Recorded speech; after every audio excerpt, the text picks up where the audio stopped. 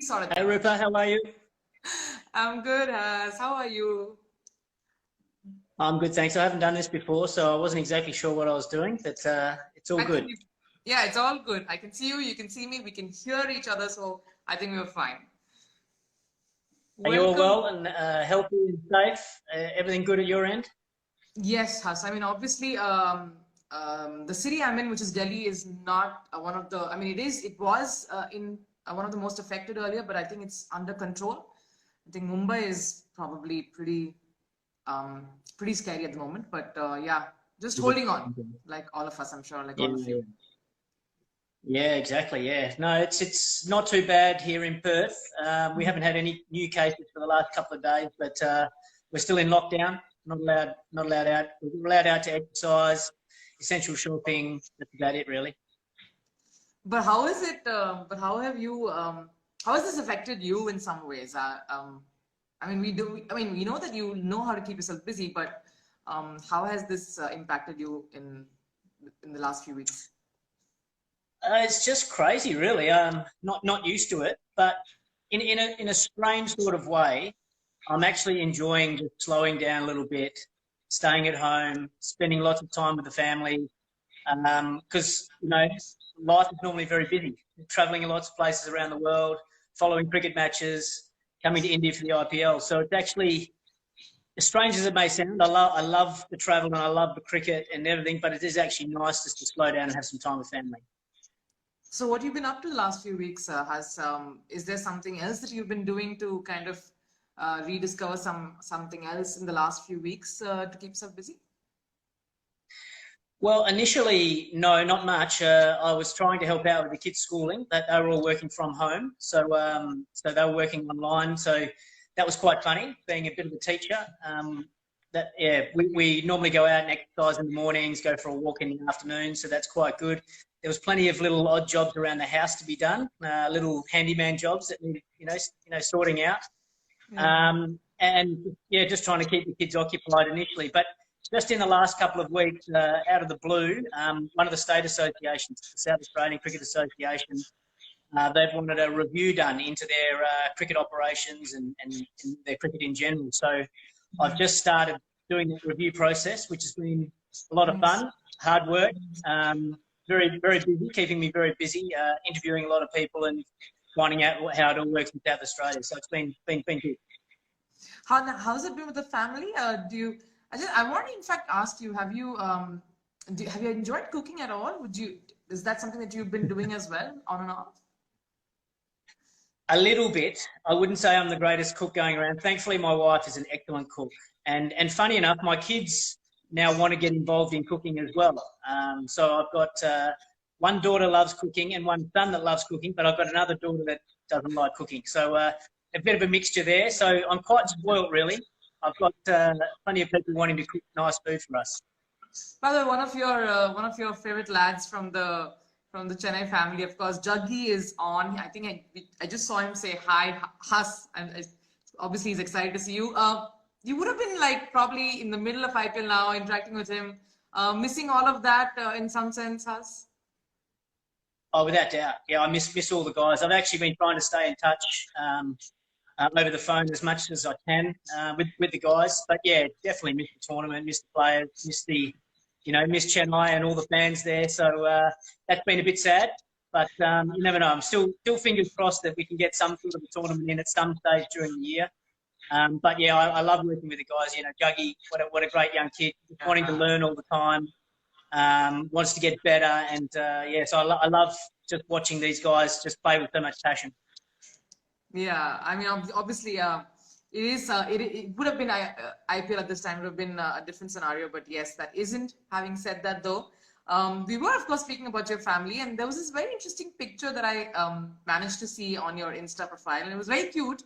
It had one of your kids sleeping with the cricket ball next to him. What's the story there, Hans? Well, yeah, I've got two sons that both love cricket very much, and so I'm not sure if he was just sleeping with the ball because he loved cricket, or he'd been bowling to his brother in the nets all day and he was absolutely exhausted. So I'm not exactly sure what it was. But, yeah, he quite often takes either a ball or a bat to bed, so it's pretty cute. have you ever done that yourself?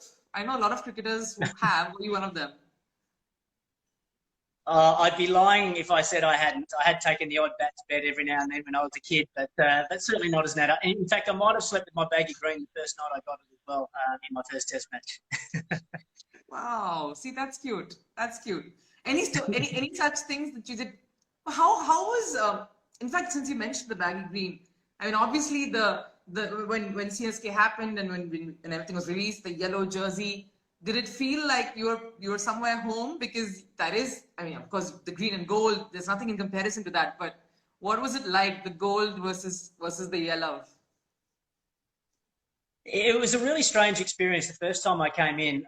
As soon as I walked into the dressing room, I was just made to feel welcome right from the start. And I remember walking in with Matthew Hayden, and Haydos had this reputation as this big, tough, angry man on the cricket field, you know. And I remember walking in and seeing a lot of these little Indians cowering into the corner and you know, a little bit worried about what Matthew Hayden was like. And Haydos was brilliant. You know, he just walks into the rooms and goes, "G'day, boys. Nice to meet you." And you could just see the look of surprise on these guys' faces. And I think that it sort of broke down a lot of those cultural barriers very quickly in the Chennai dressing room. And everyone seemed to get on so well right from the word go. And I think that's been one of the secrets of the success, being able to keep a core group together for such a long period of time with good people that get on really well together. So, yeah, it's a fantastic environment. And I feel very grateful and privileged to, you know, have been picked up by Chennai in that very first option. Yes, and it's been kind of like a marriage in some sense. I mean, even after your playing days, you still associate with it. You're a mentor now. You love you're still very much a part of the entire setup, and it's nice to see. But I really want to, before we of course get to the present, I really want to kind of us to relive some of those moments during your playing days. How was that like? How was that dressing room like, Has? I mean, a lot of us weren't an integral part of that scenario. Take us through those years, the initial playing years, initial years of CSK. Yeah, well, I think initially it was just breaking down the cultural barriers, being in the same dressing rooms as Indians and understanding their culture and how they go about and how they see the game, how they prepare for games, learning off them and how to play spin bowling in Indian conditions, watching Dwayne Bravo, you know, West Indians, South Africans with Albie Morkel. It was just such a different cultural dressing room. And I think we were lucky. The barriers got broken down really well. I think having MS as captain was very important as well, because he was very relaxed and calm, as we all know, but he embraced everyone's individuality. And you know, you were never made to feel different or not part of the group because you came from a different part of the world or you played a different style of cricket. Everything was just embraced as you know, in the team. And I think we also had great support from above as well, with the owners and the leaders and the coaches along the way, you know, led by sort of Clem as well. So it was just a really nice environment. Every time you came, you knew you were going to catch up with great people, good friends, play some good cricket, and just really enjoy the whole experience. You know, we of course know that there's nothing beats playing for Australia, of course. It's right up there. It's every little Aussie boy's dream for sure. But would you say that the CSK family, in some sense, because it is a family, they say that it's not a team, it's a family. Would you say that's right up there for you, along with being a part of an Aussie, a very successful Aussie team, but being part of a successful team like CSK is right up there? Of course it is. And as I said earlier, because they've been able to keep a team together for such a long period of time, it's enabled us to build up great relationships and great trust over that journey.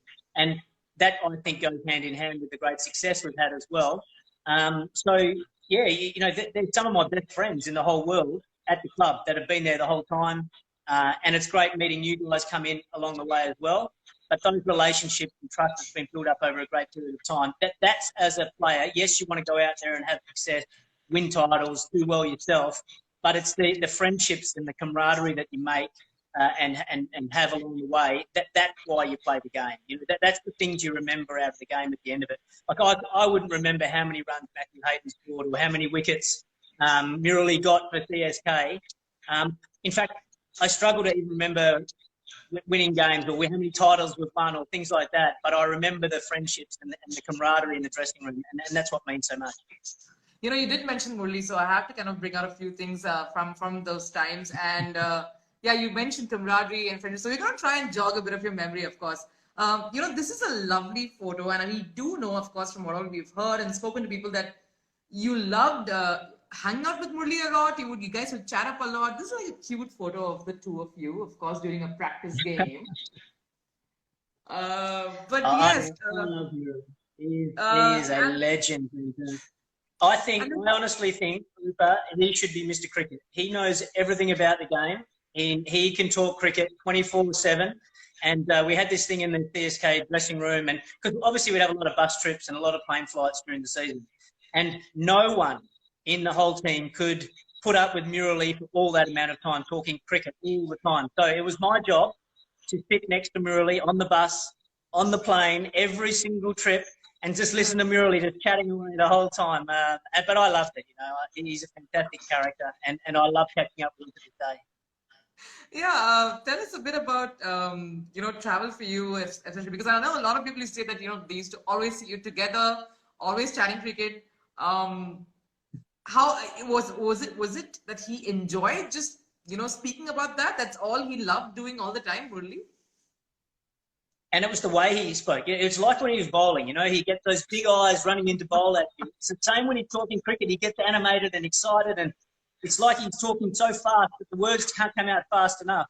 But he's you know, he's actually a very clever guy as well. He reads the game well. He's very knowledgeable, and you know, he's got some great insight into the game of cricket. So yeah, I love learning off him. You know, of course, there are a few different names that were given to you. Of course, Huss. One is, of course, Mr. Cricket. Are you truly embarrassed when people call you Mr. Cricket? I get a little bit embarrassed because I don't think I deserve it, but it could be called a lot worse, I guess. So, you know, I don't mind. It could be a lot worse, but yeah, I don't think I deserve it. I think there's much better players out there than me. There's obviously a lot more players out there that know more about the game, like Murali, that know more about the game. But I do have a great love for the game, so maybe that's where it came from. Yeah, but that wasn't the only nickname. There were a lot of other nicknames from whatever I hear. One of them, of course, is Maurice. You want to shed some light into that, Huss? Yeah, I can. So this was given to me by Nathan Horrocks, the Australian off spinner, and it came because on the field and with training and with my cricket, I was always very serious, very focused, playing very hard, and put a lot of time and effort into it, you know. But when the game finished and we could relax in the dressing room and have a bit of fun, that's when I could just relax and start telling jokes and dancing around a little bit and laughing and joking and mucking around and taking the mickey out of the teammates. And Nathan Horrocks turned to me and said, "Who's this guy? We don't even know who this person is. He's not the serious guy that we know. He turned into someone else. He's turned into Marie." And I think that's where it sort of started. Oh, it's nice. I mean, it's a pity we don't have too many pictures to embarrass you being Maurice, but maybe down the line. We'll make sure. We'll keep an eye out for that. But yes, you did mention how focused you were, Hassan. That's something that a lot of people said. You know, come match day or, you know, a day before the game, you didn't go out, you didn't hang out, you didn't do anything. You were just like in the zone. And that was different for you. And then it just all came together on match day and you performed. What was that like? And tell us a bit about that process. Well, I guess it's trying to, I guess part of it is trying to figure out what works for you. And for me personally, I used to like to train really hard and prepare really hard and probably wear myself out a fair bit. So then I liked to really focus on my rest. And leading into a big game, I think rest is something that was really important. So I used to get a lot of sleep.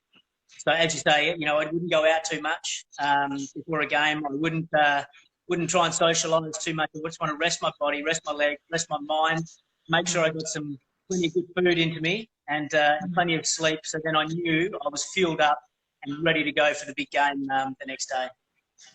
All right, we were speaking of Murli, so there's one very interesting question that came from RK, who's also he's an anchor as well. He's been in this industry for a long time, so he just quipped with this question. He's asked, who's the most nervous watching a match from the dressing room? Was Murli that sort? Or was he Murali anyone was pretty else? nervous. Well, I can honestly say it wasn't Dhoni. That's for sure. He wasn't nervous watching any game. um, I'd say Murali was probably up there. Badrinath was quite funny as well. He used to sort of be dancing around the dressing room a fair bit, waiting to bat. He'd always come in those tricky situations as well. But no, that's the thing about CSK. It's pretty chilled generally. No one gets too emotional, and I think if they did, maybe MS or Flem would probably just have a quiet word to him and say, just relax a little bit. There's not much we can do about it out here. But you had a bit of a thing as well. You need to tell us about that, Hus. We know that you loved the one thing that you treasured the most, and this is what we've heard from a lot of guys who've been part of CSK for the longest time as well. About you is that you loved your kit bag. Never let that out of your sight. You had a routine. You gotta tell us about that. You gotta tell us every little detail because that is amazing. When I heard it, I was like, wow, that's mind blowing. Yeah, unfortunately, that's true as well. I'm a bit of a nerd, and I'm a bit of a clean freak. Everything has to have its place. Everything has to be in order. So I would pack meticulously, pack my cricket bag. The bats would be on the bottom, and then I'd protect them with my pads, and I have my helmet down the end, gloves in a separate sort of side part of the bag, and my shoes would be at either end, and then I'd have bags inside bags for spikes and for contact lenses and all kinds of stuff. So I was very, very meticulous. And the players that I played with, they could see that I used to have everything mapped out. So they'd deliberately try and mess up my bag or mess up my gear and try and annoy me that way. Who did that? In the Australian team, Ricky Ponting was the messiest guy you could ever imagine. By the end of a test match, he would have gear spread all over the dressing room. So he would deliberately, kick one of my bats out of the way or throw my pair of pads over the other side of the room or something like that. But a couple of the bowlers were pranksters as well. Glenn McGrath, Ben Hilfenhaus, Mitchell Johnson. They got a bit bored watching us bat all the time. So they'd go and throw a bit of our gear around. You mentioned the Aussie dressing room, and I have to kind of bring this in because of various connects that you have. I recently watched the test, which came on Amazon, and it was brilliant. It was a nice insight into what the Aussie dressing room probably feels like. Is that how it was even during your time, Hus? The emotions, the vulnerability, as well as the strength and the courage. Was that how it was for you guys as well? Well, funny enough, I actually haven't seen the test. I haven't. My son has watched it, and he said it's brilliant and it gives fantastic insight.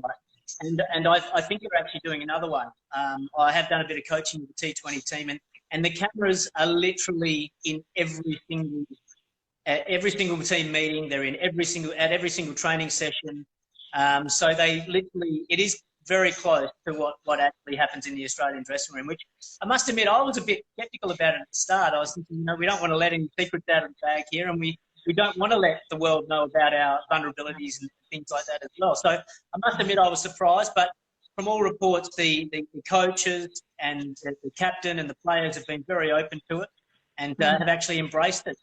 They've really enjoyed it, and it's sort of given them a chance to probably gain back a bit of respect from the community, because after the sandpaper gate, where the team copped a lot of stick with the way they were playing the game, and they had to probably earn a bit of respect back, and so they saw this as a way to show the public that these guys are good guys. They're working hard on their game, and as you say, they showed a bit of vulnerability there as well. But I wanted to particularly draw your attention to the song that they showed Nathan Lyon kind of leading into it. You used to do that before him, I believe, underneath the Southern Cross. Of course, your book's titled that as well. Tell us about that, Hus, a bit about that connection, and how was that for you? That leading into the song, how was that for you personally? Oh, that was particularly special. Being the leader of that team song, it's been passed on through the generations. There's been guys like Alan Border, and there's David Boone, Ian Healy, Ricky Ponting, Justin Langer have all been leaders of the song. And so when it was passed on to me, I couldn't believe it. And it's a great privilege. So when we win a test match or a one-day series, we come together as a team at a certain stage when I decide, and we pat each other on the back a little bit, and then really belt out as loud as we can, as proud as we can, underneath the Southern Cross. And it's something very special to all the players, and I particularly love it when there's a debutant in the room, because you can really make a fuss of them, and you want them to go away and sort of think, wow, this is pretty special, and leave them with a memory that they'll never forget. Of course, CSK has a bit of a song as well in the dressing room after you do it after the game. When did that start? How did that start, Hus? When was the first time, and who kind of started off? Yeah, it's a good question. I'm not 100% sure, but I understand that maybe George Bailey came up with the song and sort of put the words together. And yeah, after each win, we'd sort of come together and again look up. There's a big poster with all the words on there, so the new players or the players that don't speak great English can see what the song, and yeah, it's fantastic, really. And it's just good to bring the group together at the end after a good win and make a bit of a fuss of the stars of the day, and maybe the guys that did the little things really well too. Yeah, and it's really nice. Any fun moments like that do you remember during the team sessions, or like during travel or dressing room? Any fun moments that you can kind of recall where you guys had a bit of a laugh or something? Well, I personally love it when it's someone's birthday and the cakes come out, and the players just love smashing the players with chocolate cake and stuff. The only problem is my birthday for about 3 or 4 years in a row fell on IPL final day. Yes. And so after the IPL final the night before, I would just get absolutely destroyed with chocolate cake all through my hair and all over my face. And the players, they have a good laugh at it. And yeah, it takes me probably about a 15-minute shower to wash all the chocolate cake out of my hair and ears and all of my body. Well, there are a lot of questions coming in for you, Hus. So I'm just going to kind of take a break in this conversation, if you're okay, and kind of put some of those in. Sriram Arul asks, what would you choose if you had to choose between mentoring CSK, being a part of this team as a mentor, or doing commentary for a CSK game? What would you choose? Oh, no, I'd definitely be part of the team as a mentor. It's a lot of fun, and it's great being in the inner sanctum. It's great helping these guys, watching them prepare so well for games, and also watching them, I guess, achieve their dreams. You know, playing for CSK for some guys is a great honour. Well, for everyone, it's a great honour. To have personal success, team success, it's fantastic to see the joy in the faces of the players. So definitely be part of the team. Speaking of mentoring, Hus, we know that there are a lot of, even Murli Vijay, we spoke to him some time back. He called you master, and the love that a lot of the youngsters have in the squad for you. The connect you have with Juggy, you in fact even went and visited his family sometime when you were in Coimbatore. You love doing that. You love having those important conversations with youngsters, because that can shape the way they think and the way they grew up. Yeah, well, I believe that's what coaching is all about, is getting to know the person. And yes, you want to try and help them with their game, but you want to try and build up a great personal relationship. I loved opening the batting with Murli Vijay. He's a fantastic guy. We had slightly different personalities, but I think we complemented each other well on the field. He helped me more than I think what I helped him. He might argue that, but I call him the master, because he used to help me so much out in the middle, tell me when to attack, when to hold back a little bit, keep me calm. And Juggy, he's a funny one as well. So for nearly the first whole season, he would call me sir. And I would say, Juggy, my name is not sir, my name is Mike. You can call me Mike, and he goes, okay, sir, no problem, So it took a little while just to sort of break down that sort of barriers, build the relationships. And then once you get to really know the person and their families, where they come from, their background, then I feel like we can really start to, delve into helping their game and help them become the best player they can. We also obviously wanted to speak about, I've seen you when you're traveling. You obviously love interacting with people, but you also like your books, your iPad, you've downloaded your movies, you're watching them, or you're reading something. Is all of that something that you love doing? You love catching a movie when you're not involved in the game and you're not focused there? Yeah, movies are my escape. I love just bunkering down on a flight or in my room, quietening everything down and just watching a really good movie. It just helps me escape from the hustle and bustle of the game and stop my mind sort of racing too much as well. So yeah, a good movie you can't beat, and yeah, so I love it. Netflix has been great as well. You know, there's lots of good stuff on there. So yeah, plenty to keep you occupied around your work and training, I guess. So let's do one thing. Let's do Hussey's recommendations, and we're gonna like try and if you can give us a few from your list for certain maybe categories, maybe movies, books, and maybe TV series, if that's okay. So Okay. your pick, top 4 or top 5, you can choose of movies that we must watch.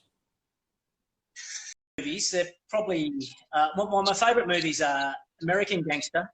I'm a big Denzel Washington fan, you know, so any movie that he's in, I'm sort of going to tune in. I love Morgan Freeman as well, so they're probably my two favourite actors. But American Gangster's right up there. I love Shawshank Redemption. That's a fantastic movie that I really enjoyed. I love a movie with Will Smith called In Pursuit of Happiness. I'm not sure if you've seen that one, Right. but Right. unbelievable. Yeah, fantastic movie. What else is there? I tell you, Kato Jada, he's the man to ask. He's a real movie buff as well, and we're always bouncing different movies off each other. I think the last time he sent me a list of about 50 different movies that I had to watch. so he's a real movie buff as well. So it's good. What else is there that I really like? I watched a good movie with my daughter last night, Divergent. I hadn't seen it before, but it was pretty good. Pretty good. It came on her recommendation, so maybe check that one out as well. Awesome. What about books? What are the books that you would recommend, or you like, or you want to read? Anything? Any of those? My favourite book, I'd have to say, is Open, which is Andre Agassi's autobiography. Yeah, it's a fantastic. Yeah, I loved it, and I could really empathise with what he was going through. I know it's a different sport, but from the mental side of the game, you know, the battles that you have mentally to get through. Yeah, I just love the way he described it. I thought it was fantastic. I love autobiographies mainly, so I'll have to have a look up on my bookshelf now. What else have I got up there? I'm not exactly sure. I've just any autobiography I sort of really get into. I could tell you a good quick story. A book called Shantaram, which is about an Aussie guy. I don't know whether you've heard of him. So I couldn't get through this book because it was a heavy read. But there's this Australian guy. He broke out of prison, and he fled to India, and he hid in the slums in Mumbai. And because he was a white guy hiding in the slums in Mumbai, they thought he was a doctor. And so he pretended to be a doctor for about 10 years, in these slums in Mumbai, treating people.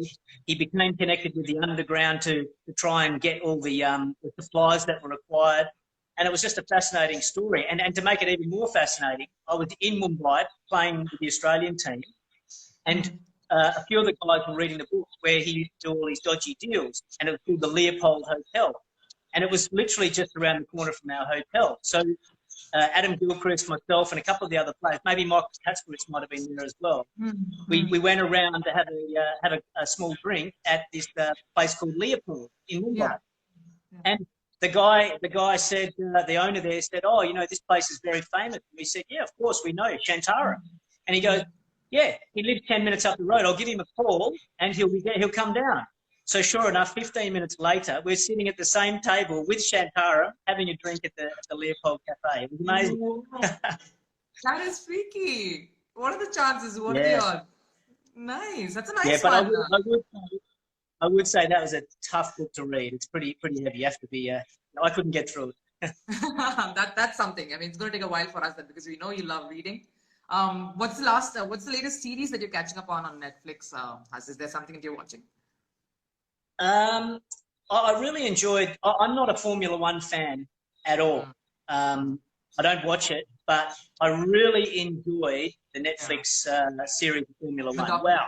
Going behind the scenes and seeing how it works. Daniel Ricciardo's from Perth, where I am now. So to watch him sort of how he goes about his work is pretty impressive. So I really enjoyed that and highly recommend that. Wow, awesome. That's nice. I'm going to go back to a few questions because there are lots coming in. We're going with someone who's called Food Freak. His question is your experience standing in the slips with MS. Any interesting conversations that you've had with him at that time, and generally your experience playing with him and playing with ponting. Are these the two two of the best captains that you've kind of played alongside? Yeah, they're two amazing captains, both of them. It's hard to split who's better, but they are very different as well. MS is very calm, cool, collected. He doesn't talk much, but when he does talk, everyone really tunes in and listens in. Ricky's a lot more animated. He's be aggressive on the field, such a competitive guy. At fielding practice, he has to be the best.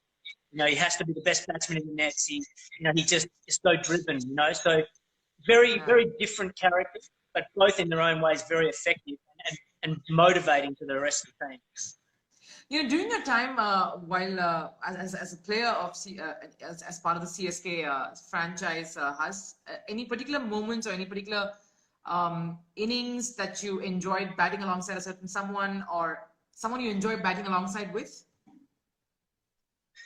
Well, as I said earlier, I love batting with VJ at the top of the innings. That's a lot of fun. And I was a bit of a panicker out in the middle. And VJ, he loves to just, prance around and sort of, show off a little bit there. And I'd always say, come on, VJ, concentrate. But then I was quite panicky as well. And so he'd say, no, just relax. It's all good, just knock a bit around. Give me the strike. I'll smash this guy. And so that was always a lot of fun, batting with VJ. And then at the other end of the innings, batting with MS was always fantastic as well. He was so cool. Again, I'd get panicky. And he would just, I'd want to finish it and over early. But MS was, no. I'll finish it in the last over. So, he'd always do the job. So he was always kept it really calm, and it was fun. Did that amaze you in some sense, or how would you react to something like that? Was that something you began getting used to? I wouldn't say I ever got used to it, because MS was always so calculating. I'd want to finish the game. Hurry up, let's finish the game. And he'd say, no, don't worry, because they've got this guy to bowl and they've got this guy. This guy won't know where to bowl to you, and this other guy won't know where to bowl to me. So you'll take him and I'll take him. Oh, gosh.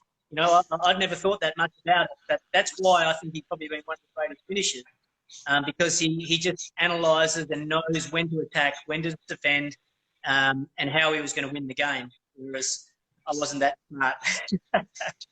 Was there any other batsman who thought like that? Did you meet quite a few who thought like that, or functioned the way MS did? I don't think I've ever met anyone like MS in that respect.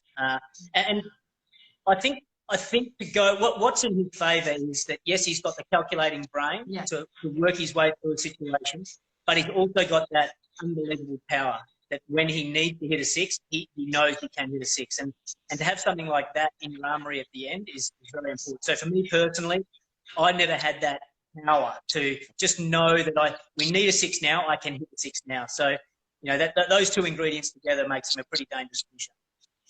Obviously, there's so much of talk initially about, the trans-Tasmanian rivalry, Australia versus New Zealand. Was there a lot of that? I mean, I do know Flem has a very dry sense of humor. He can get a little, jibey. But was that always there initially during the playing days, Huss? Yeah, well, I never, when I was playing against Flem, I never really knew how to take him, because you're right, he's got a really dry sense of humour, but he says it with a very serious face. Yeah. And so for years, I didn't know whether he was being serious or just, mucking around. Now I've come to learn that Stephen Fleming is never serious. So I just now, that's the default, he's never ever serious. But no, we've got a good relationship, I think. We get on well. But we used to love playing New Zealand, I don't know, they seemed a little bit nervous against playing against Australia. We had a very good team at the time, so we used to enjoy playing and beating them. Just a few more bits before we, of course, wrap this up. I know it's been quite a long chat. I have to ask you about that 1 year when you were not in CSK and you were with MI. How was that, Huss? Well, it was really weird, and I must admit, it took quite a period of time to get used to a new environment. It's amazing place, amazing setup, some really, really good people there. I thoroughly enjoyed the guys. The players were brilliant to play with. Playing at Wankhede Stadium was fantastic as well. What a place. It's a very different environment to CSK. Yeah, and they've been very successful as well. I'm not saying it's a bad environment. I'm not saying it's a great environment. I'm just saying it's different to CSK. CSK is very relaxed, very calm. MI was pretty highly strung at times. You know, there's a lot of stress, there's a lot of tension, a lot of pressure on the players to perform. And as I said, still had a lot of success. So you can't knock them for that. But I'm just saying it was different ends of the spectrum from an environment point of view. And it was interesting that I think that the same year, I might be wrong, I'm not sure, I hope I'm not wrong, but the same year, I think there was an injury in the CSK squad, and David Hussey was called in for that, right? And it was weird. Was it weird to see your brother in wearing the yellow jersey at the IPL? It was a little bit weird, actually, because literally the week before he was up in the commentary box, and I think while he was in the commentary box, he got a call saying we've had an injury. Can you play? So the next day he was back in the CSK dressing room. So that they always said that there always has to be a hussey part of CSK. So if it couldn't be me, then Dave was the next best thing. Yeah, no, but it was always nice the next year because you got back, and that's always nice. Just a few more questions from fans who come in. Just a few more over there so that we can get that going. Harshini asks, what do you think about the rapport that Bravo and Raidu share? They've always kind of supported each other. It's very nice. They have great banter going, and it helps them also, and it helps the team atmosphere. Your thoughts? Yeah, they've got a funny relationship. Far out. Well, I think they must have played together at Mumbai Indians themselves, so I think that's where the relationship began. And it certainly carried on. Man, they get stuck into each other. They really get stuck in. You know, Bravo, he just gets into Raidu, and I tell you what, Raidu does not take a backward step. It's absolutely hilarious. Some of the pranks they play on each other, and it's great. It's great for the environment. It's great to watch these two guys from different countries bond so well, but also keeping the dressing room light and funny as well. Huss, was there something like that, you know, two people from different countries during your playing days at CSK who kind of really clicked and created a lot of fun moments in the dressing room during your playing days? Well, I'd have to say I love VJ's sense of humour, very funny. Of course, there's Murali. Murali is a classic as well. And even Suresh Raina as a youngster in those first few years, he was hilarious. You know, he's a cheeky young kid with so much talent and ability, just wanting to take the game on. I used to love watching him sneak around and try and play pranks on the boards as well. Yeah, it was good times. I think he's still a bit like that. But yes, that is true. I think we've kind of wrapped up. Just a couple of more questions. Sai Karan has an interesting one. He asks, has MS ever lost his cool in the dressing room? I have seen it actually happen, but only twice. Twice in 11 years is pretty darn good, in my view. Yeah, I'm not sure whether maybe when he gets back to his room he loses it a few times when the boys haven't played very well. But yeah, just after a couple of games where the standards weren't up to scratch, or he felt as though we'd let him down, or hadn't played you know the right way, then he got pretty animated at certain times. So, but I must admit I've only heard it twice, and it's a bit of a shock because you're not expecting it, you're not used to it. So when it happens, you know it's time to pull your socks up. Wow, that would be something scary at best. But yeah, it's scary when someone you see being calm, otherwise kind of just snapping, right? Yeah, can imagine. But yeah, I think there's one more question from I think a lot of people who wanted you to say something in Tamil. Maybe we can wrap up with that. Any Tamil words there, Has? I don't know. Sorry, you're saying maybe Vanakkam is all. Yeah, I know Vanakkam. That's about the only one I know. So, but yeah, Vanakkam Chennai. That's what I always sort of. That's welcome, isn't it? Or hello and welcome. Hello, Chennai. Right? Yes, hello. Hello is the Yeah. Yeah, not bad. Yeah, not that's bad. pretty. It's a hard language. I've tried to pick up words. I've tried to pick up words here or there. You know, VJ and Ashwin, when he was there, they just talked so fast that you had no chance of picking up what they were saying. Actually, that's the problem. I think we all speak very fast. I think South Indians speak Yeah. really fast. That's a problem we have. That's true. I don't know where it comes from though.